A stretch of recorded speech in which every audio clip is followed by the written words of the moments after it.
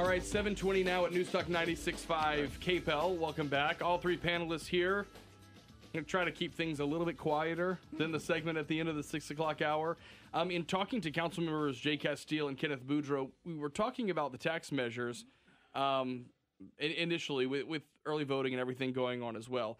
And last week, Mayor President Joel Robideau came into the studio.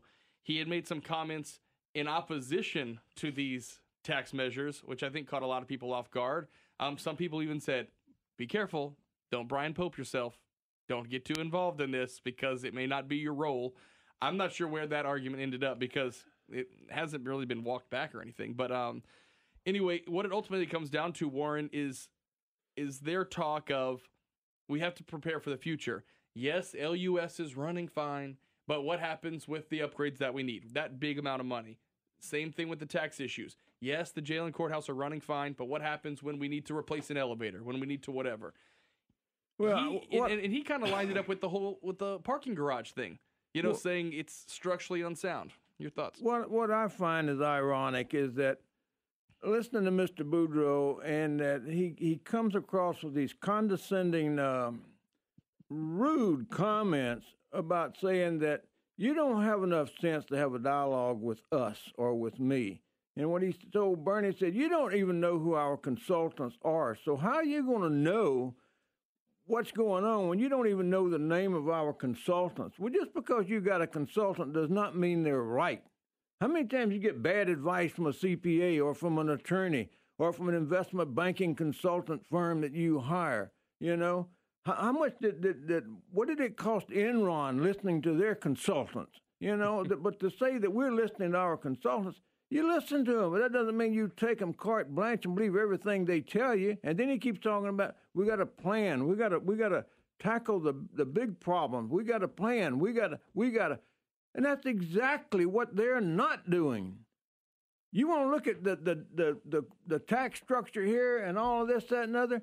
There is a very simple fix. How are you going to address these problems when you refuse to even address your income problems or your capital allocation problems? Where do you spend your money?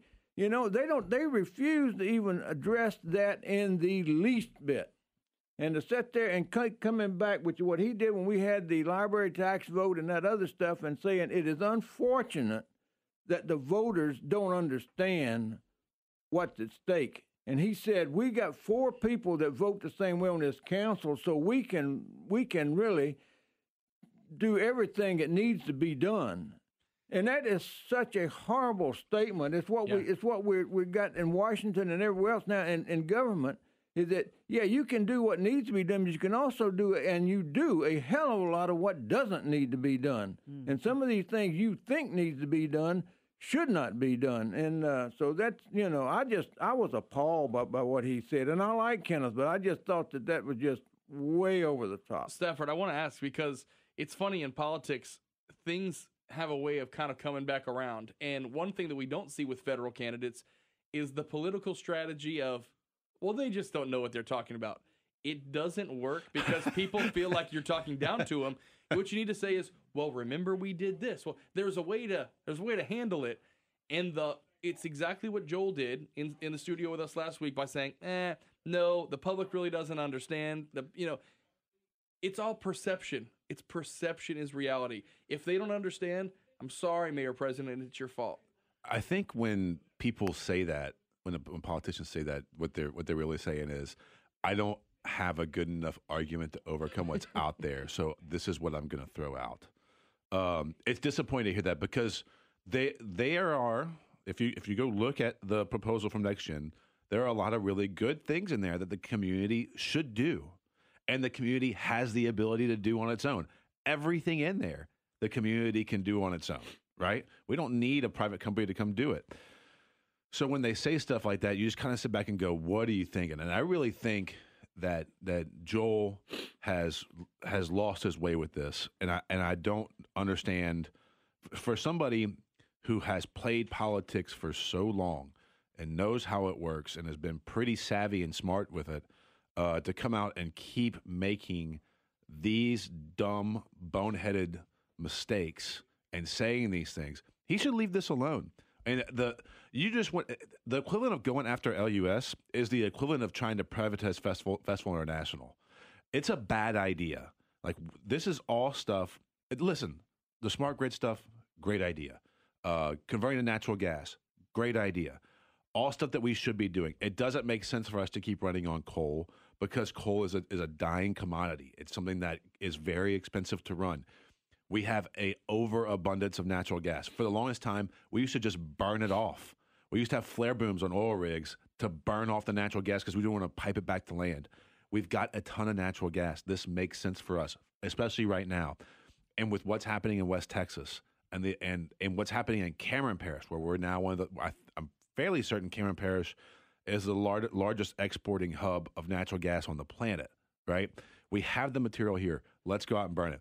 We can do this ourselves. Joel and Kenneth are getting it wrong. As far as I'm concerned, LUS, CLECO, Slimco, all those guys, stay out of our community. We got this. Carol? Yeah, when they come to you and they say, well, what you don't understand is, well, I understand perfectly well how you waste our money. I watched you do it, and I watched you hide it in a drainage initiative, and I watched you spend it on things like Project Front Yard. And by the way, Festival is a private nonprofit that does get government money because of the return on the dollar that we get when we invest in something like a major festival. We do get a return on the dollar, but it is a private nonprofit.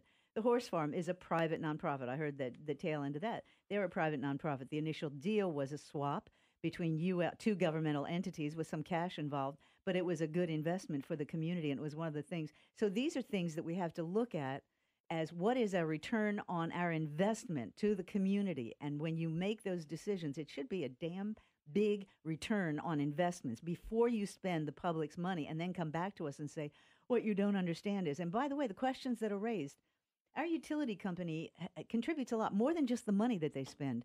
It is our biggest asset. And so when the bond market looks at Lafayette, Louisiana, they look, what are our assets? What do we have? We have a major utility producing energy, producing revenue. And so that helps our bonding. That helps our interest rates all across the board. So there are ripple effects. You know, when we own our own utility company, I did read the white paper. That was requested by Joel Robideau to our consultants. New Gen are our current consultants. Now, do you think they named themselves Next Gen to confuse things? Well, guess what I found out? That multi-billionaire Tom Steyer, who's a climate freak, guess what his organization is named? Next Gen. Oh, gosh. So, yeah. And that's why I think a lot of people, the unfortunate part about, well, you don't even know who our consultants are. Consultants don't exactly operate in the public eye. They are contracted by you. It's never on them to say, let me look what we did. Rob, something else that just undercuts the credibility of these people. We know that the utility, LUS, requested a certain amount of money to do upgrades. They were denied at first. It was pulled back. It wasn't denied at first. It was pulled back off the agenda. But what nobody knew at the time was that Robideau was negotiating with Next Gen. That was going on for over a year. So did that have an impact on what happened?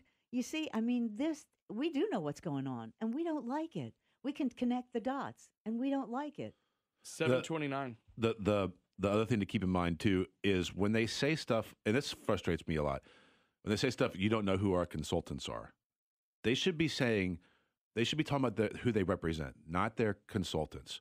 So you answer to your constituents. You don't answer to any consultants. Because you're the biggest group of consultants ever. You pay the LUS bill. You can take that consultant's opinion right. and with what you paid for it, do whatever you want with it, okay? That's exactly right. But at the end of the day, you're attacking probably the most popular thing that we have. We lead with LUS as a marketing principle when we go try to get companies to come here. That is exactly what right. are they thinking? Low utility rates and input from the people, controlled by fiber. All right, let me ask you this.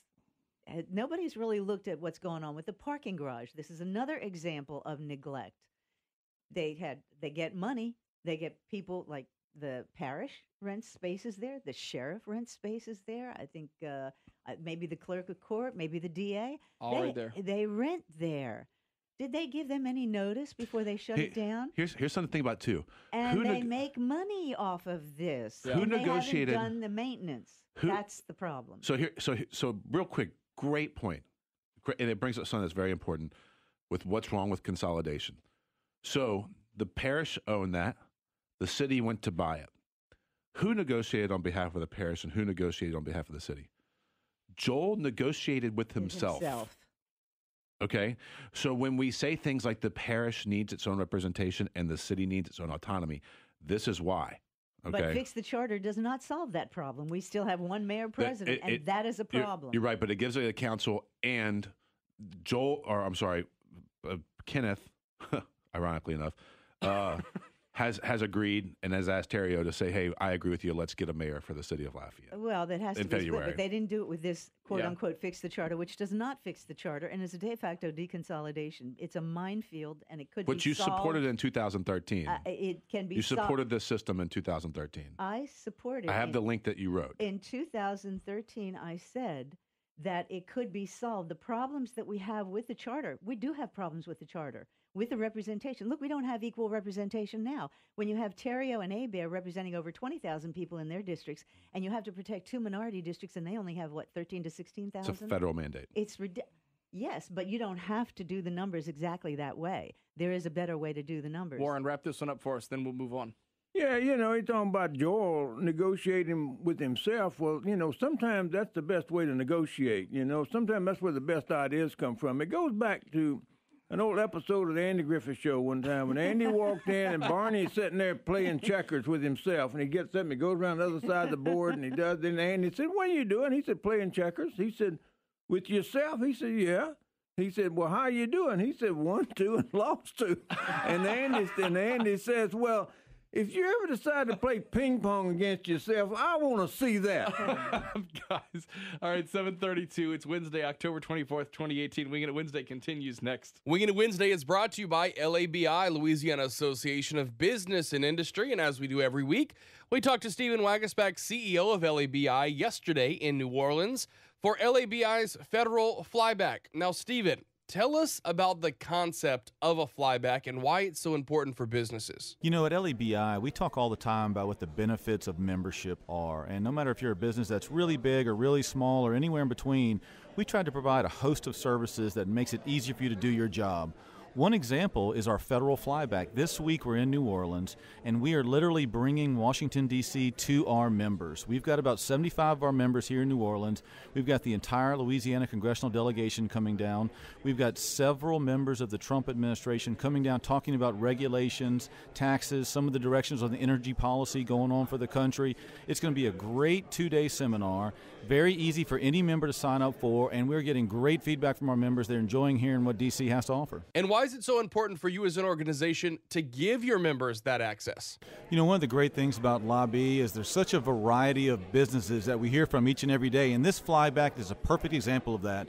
Just looking around this room, I see oil and gas, big business, small business, manufacturing, businesses that have been in Louisiana for years and years and years, and some are new to this area. Just a great mix, and I think it's so important for our congressional delegation and federal officials to hear firsthand what are their needs, what's holding them back from investing more, and what are some of the opportunities they see that the government can be a good partner as compared to a headwind, which unfortunately we see too often. Stephen Wagasback, CEO of LABI, Louisiana Association of Business and Industry, the proud sponsor of Wingin' It Wednesday, right here on Newstalk 96.5 KPEL. The debate continues after this quick break. All right, 7:37, we're back on Wingin' It Wednesday. Of course, taking your phone calls at 232-1542 in the show. Oh, boy, Miss I Ross. love that bumper music. Well, Man. Too much, too little. We either give you one or the other here. Johnny Mathis. Hadn't heard him in a long time. It's usually too much on Wingin' It Wednesday, but that's okay. No, we love that Johnny Mathis. That's always good. Open Fire, 2 guitars, greatest romantic album ever made. Wow. I highly recommend it. All right. If you're wooing your wife on your anniversary. I was going to say, we know get a what copy Carol's of that. vacuuming to. Open Fire, 2 guitars. Johnny Mathis. I saw an interesting story this morning, and it had to do with the tariff situation and soy. Because when the tariffs first started, there was the concern about whether or not China would buy as much, or in a lot of these Asian countries. Well, apparently some of the farmers are being told not to import it into their country. The question then becomes, Stafford, how Wait do a they minute, have enough? Which farmers? Well, these companies in China, other Asian countries are being told not to import them at all. We'll do our own. But the question is, how do they have enough soy? there's not enough soy, which is why we have been exporting it. Do you see this sort of thing happening in other industries, other crops too? Well, talking about two things. Not only have we been exporting it, but we've also been subsidizing it. So we subsidize a lot of our agriculture, right? We sell a lot of vegetables to Mexico, of all places, as well. And the problem with the tariffs is that it's usually, and it's my understanding, and I'm certainly not a farmer, is that there's usually You're not? I just play one on the weekends. Typically, the business plan for a farmer is 5 years out. So to have a immediate interruption that affects it for 10 days, 60 days, 90 days is detrimental long term to them. That's why you see so much prevention in Florida with the citrus industry there with freezes, right? I can tell you that what's happened with the raw materials business is that, and what the Fed has done, which has been pretty smart, is to increase interest rates. And here's why. So every business that relies on iron ore, copper ore, and aluminum ore to manufacture things has had this basically fake increase in value in their material, which they have to pay. So it's real to them. And they've had to pass that along to their customers. And mind you, not 100% of your cost is associated with the actual value of what you're doing in there. You have a lot of machining, marketing, whole nine yards, right? So everybody's had to go out and give price increases to their customers. What you won't see happen is if the tariffs go away, you won't see a price decrease. And that's how we end up with inflation. And that's why you see the Fed doing what they're doing now. And that's why you see Donald Trump angry with the Fed. Warren, we kind of started off on that with the soy and the farmers and everything else, but he did bring up something interesting in its interest rates. And there was actually a story in the Washington Post this week that said the one thing Trump should be most proud of, despite everything else he actually talks about, are the interest rates because they are an indicator of a strong economy. It's one of those double-edged sword sort of things, interest rates. So when you ask me, should interest rates be raised or lowered? What are your thoughts overall? My thoughts overall, it's the same old equation. There's two sides to that equation. Some people say we need to raise interest rates so we have more savings. Other people say we need to keep interest rates down because cheap money allows people to invest in growth and grow the economy. Mm-hmm. So, I think the one big thing about it is that one of the things that Stafford says is that the value of the iron ore, all that stuff, the value has gone up. Well, there's a difference between value and price. Price has gone up, but value probably hasn't. And that is a big thing. But we sit here and we keep talking about this, that, and another, and then that, we plan for this, we subsidize that, and whatever. And if you let the market pretty much take care of itself, and it will do that. It was mentioned earlier something about monopolies, and monopolies are opposed, it's capitalism run amok or whatever. But, and that only going to last for so long because the monopolies can sit there, and then somebody comes in there after a while and figures out a better way to do it. Look at the taxi cabs in New York, where it cost you like $3 million to get a license to operate a taxi cab in New York. And what happened?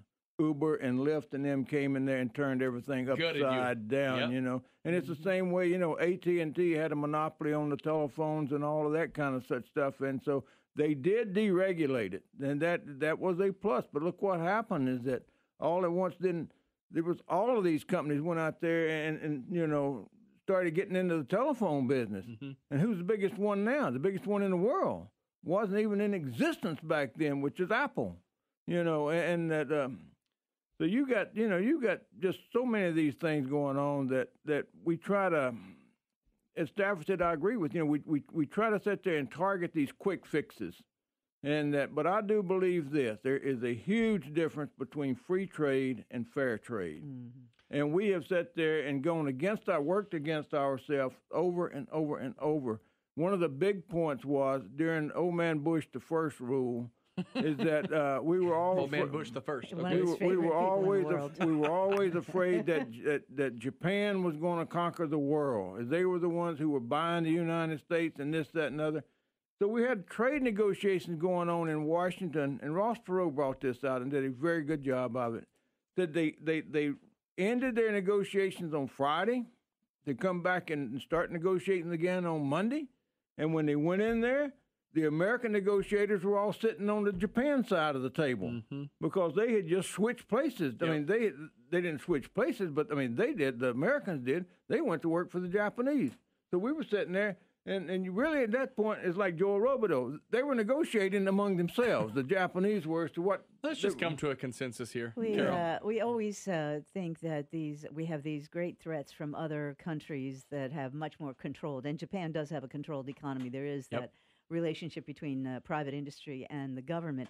What we have found, though, in the short term, yes, there's going to be some pain. There definitely is. And Trump did say that. And he's trying to prop up some of the farmers with some aid, short-term aid, to get over this hump. But if you notice what is happening in China, they are having some serious problems right now, brought on by the fact that Trump has put on these tariffs, has taken the gloves off because China has been cheating us for so many years in so many ways, stealing our intellectual property and unfair competing and propping up the yuan, propping up their currency. It's been terrible the way they've been doing it. So Trump has actually called attention to it. I think in the long term, you're going to see over and over again when we have these threats from these controlled economies, you see what happens. A nimble economy, a nimble free market economy is always best. And you brought up something about government planning. Government planning almost always is out of date by the time they try to implement it.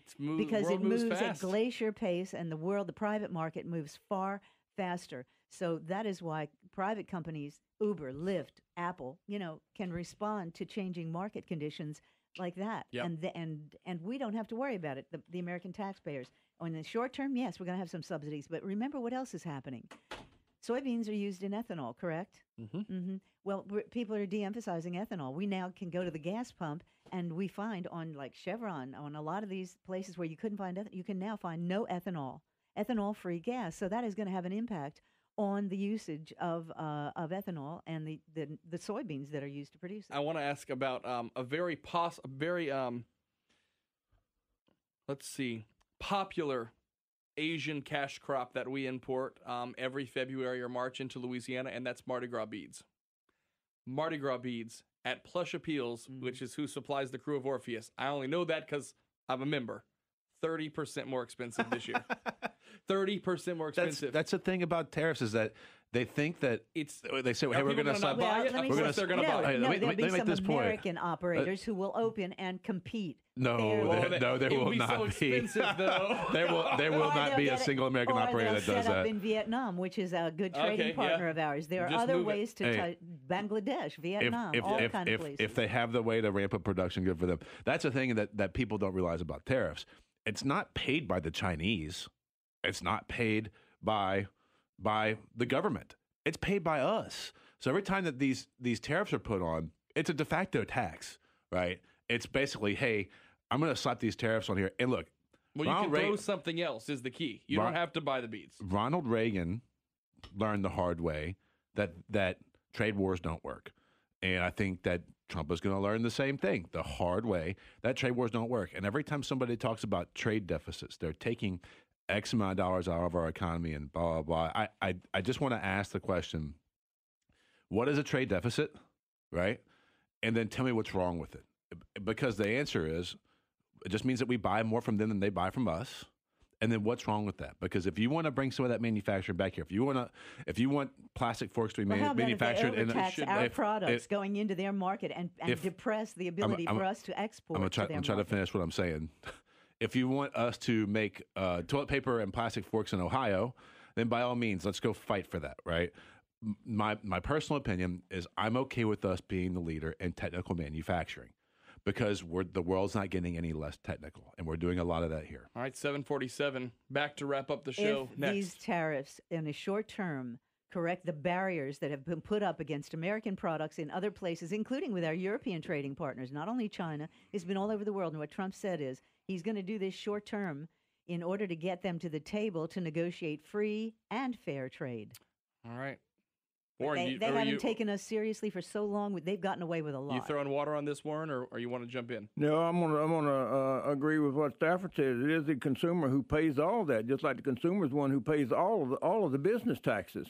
Right. You know, when you tax a corporation or a business, the consumer is the one who pays. And so, but what's really going to be interesting about tariffs and about all of this stuff is you just look at what's happening now with all these GMO rules and such stuff they're putting in there. That Germany says they cannot import any genetically modified rice.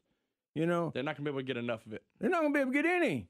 And you just watch, you know, that the more they put that kind of such stuff in, you know, that's the reason we feed the world is because of genetically modified plants. All right. I never agree with you more, Warren. You're 100% right. It's the sustainability. Quick break here. We'll be back next. Linking, posting, sharing, and commenting. Get social with us. I do like you very much. Just click on the link at KPEL965.com. Wingin' It Wednesday, brought to you by LABI, our state's Chamber of Commerce, defending free enterprise since 1974. There's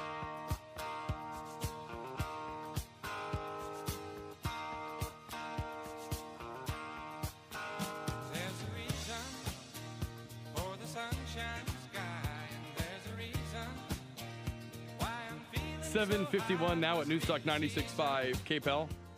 We're letting our love flow in here today. Speaking of love, there's a new theory about marriage, and because all three of you are married, figured I Still, would supposedly. as of 7 a.m., everyone was secure, I think, but you know, never know what might have happened. Anyway, there is a theory from a psychiatrist that says if marriage was built like a cell phone contract, it would be more successful. And what this guy was getting at was saying if there were built-in breaks, maybe we do this for 3 years and then we need 6 months apart. Now, my first issue with that is kids. What do we do with the kids? Yeah, kids are a team effort, okay? But take the kids out of the mix. I'm not going to ask you guys to say, do you want 6 months apart from your significant other? I'm not going to do that because that'd just be low. My goodness. But I'm just saying, a cell phone contract. Someone once told me marriage makes no sense anymore. You just need to start an LLC. You just need to start a partnership. Do it that way. It will solve everything. Carol, we'll start with you. Oh, please don't. I mean, does it just take all the romance out of it? What's the deal? Cell phone contract. Let's think about how long you said you spent at AT&T this week. Anyway. That's why psychiatrists. Is this a psychiatrist or a psychologist? The psychiatrist.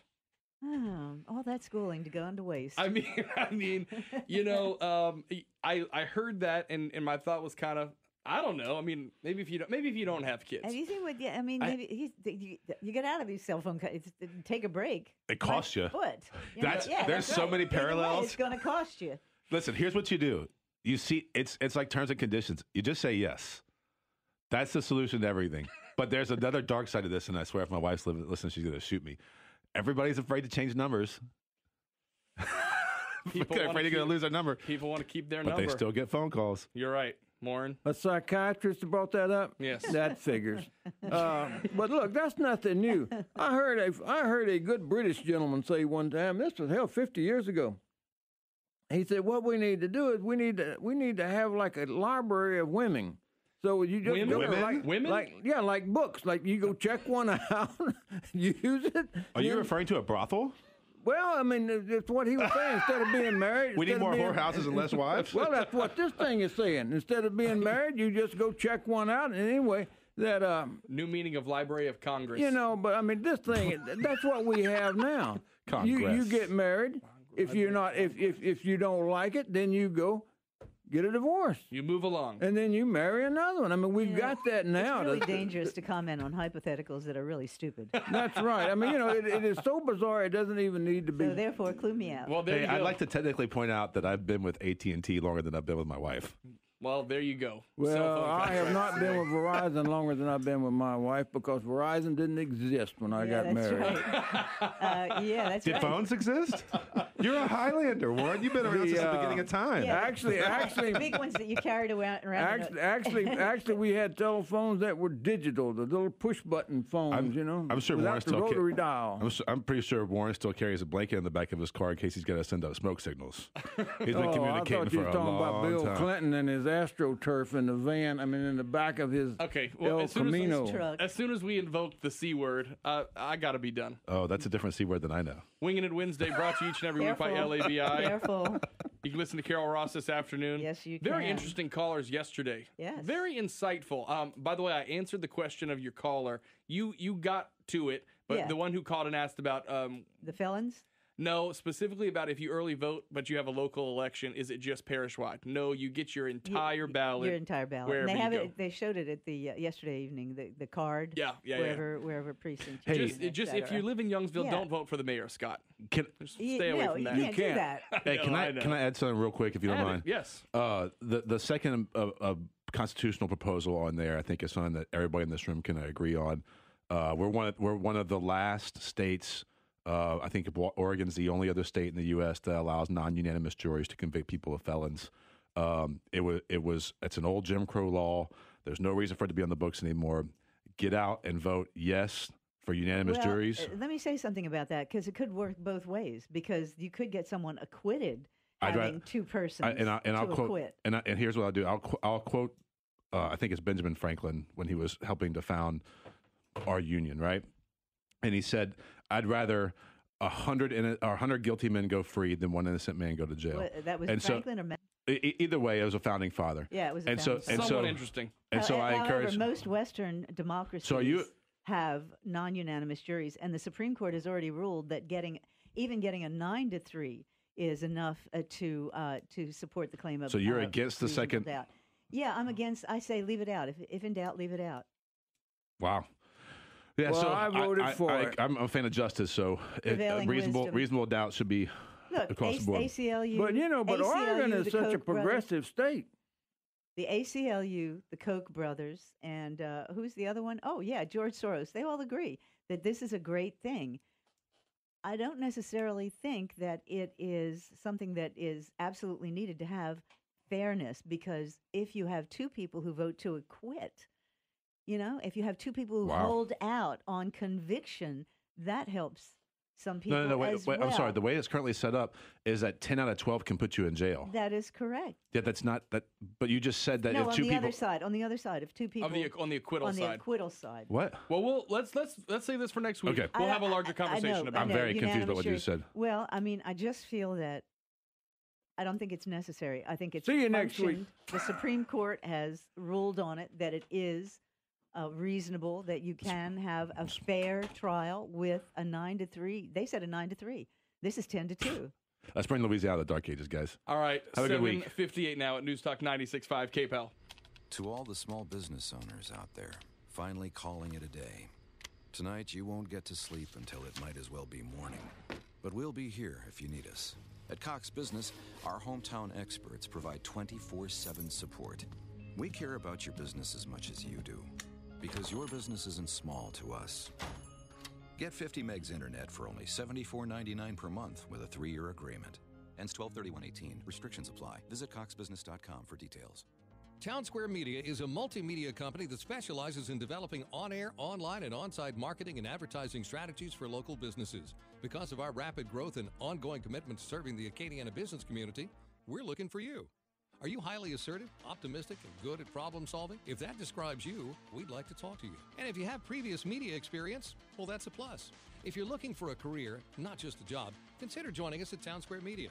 As one of the largest radio and digital companies in the country, Town Square Media offers great opportunities along with a fantastic benefits package. If you possess the qualities we're looking for, you should tell us why. Do that in writing, along with your resume, and send that to our offices. Attention Sales Manager, 1749 Bertrand Drive, Lafayette, Louisiana, 70506, or email Pam Begno at pam.begno@townsquaremedia.com. Or you can always go to townsquaremedia.com and then click on Careers. Town Square Media, an equal opportunity employer with an incredible opportunity for you.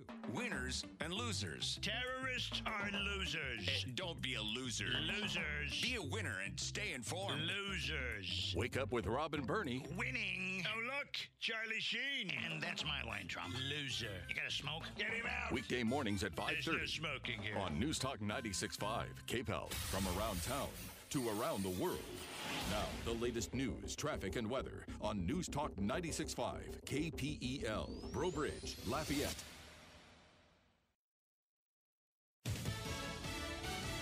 Someone or some group is filthy.